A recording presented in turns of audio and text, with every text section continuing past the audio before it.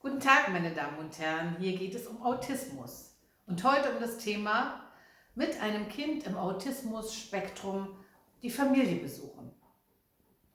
Opa feiert seinen 70. Geburtstag und alle Familienmitglieder sind herzlich eingeladen. Wir kennen solche Situationen alle. Für Eltern eines Kindes im Autismus-Spektrum ist das oft eine ganz besonders stressige Situation, denn sie wissen, ihr Kind wird diesen Nachmittag und Abend nicht genießen und wahrscheinlich wird es das sehr deutlich mit seinem Verhalten zeigen. Was macht man nun also? Die erste wichtige Frage ist es wirklich notwendig, an diesem Tag die Familienfeier mit dem Kind zu besuchen? Das kann man als Außenstehender gar nicht klar mit Ja oder Nein beantworten. Aber zuerst einmal die Frage, muss das Kind da wirklich durch? Oder kann man vielleicht mit Opa vereinbaren, dass man an einem Wochenende später kommt, ganz alleine mit der Familie oder ein Wochenende zuvor vielleicht? Also muss es dieser Tag mit den vielen Gästen tatsächlich sein. Wenn es unumgänglich ist und die Familie muss an diesem Tag mit der Familie zu dieser Feier, ist die zweite Überlegung, wie machen wir es für das Kind möglichst einfach? Denn je einfacher es für das Kind ist, desto weniger Stress hat es und umso mehr Möglichkeiten hat es, sein Verhalten zu steuern. Und wenn es sein Verhalten steuern kann, haben alle mehr Spaß an der Feier. Es wäre also zu überdenken, wann kommt man am besten und auch wie lange bleibt man.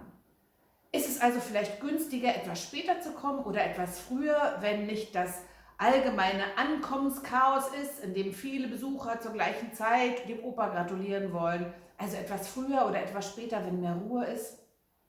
Welche Situation wäre dann für das Kind am allerangenehmsten?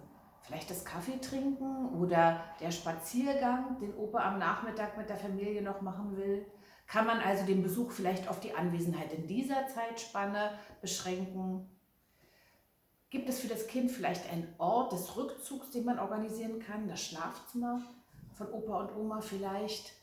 Kann man für das Kind etwas mitnehmen, was es ihm einfacher macht? Also auch Kopfhörer können eine Lösung sein oder der Lieblingsfilm oder das Lieblingsspielzeug. Kann man für das Kind den Ablauf vorhersehbar machen? Also mit Bildkarten beispielsweise. Wir kommen zu Opa, du kannst gleich ins Schlafzimmer gehen, etwas später kommst du zum Kaffee trinken, es gibt Schokoladenkuchen und dann gehen wir wieder nach Hause.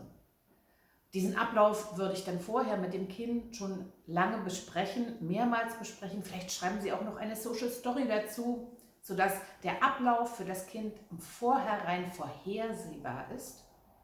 Und dann gilt es, wie es oft bei Feiern gilt, wir gehen, wenn es am schönsten ist, also wenn das Kind noch so gute Laune wie möglich ist. Ersparen wir dem Kind, ersparen Sie sich als Eltern und ersparen Sie den anderen Gästen einen Overload mit Durchbrüchen und Schreien. Niemand gewinnt, wenn es zu einer solchen Situation kommt.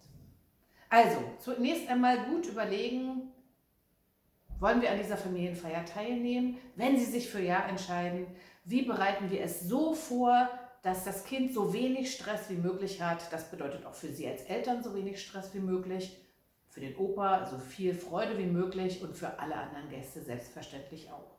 Je besser Sie vorbereiten, desto größer die Chance, dass es für alle ein gutes Erlebnis wird. Aber es gibt auch Kinder im Autismus-Spektrum, die genießen Familienfeiern sehr. Denn Sie wissen ja, nichts ist unmöglich. Autismus.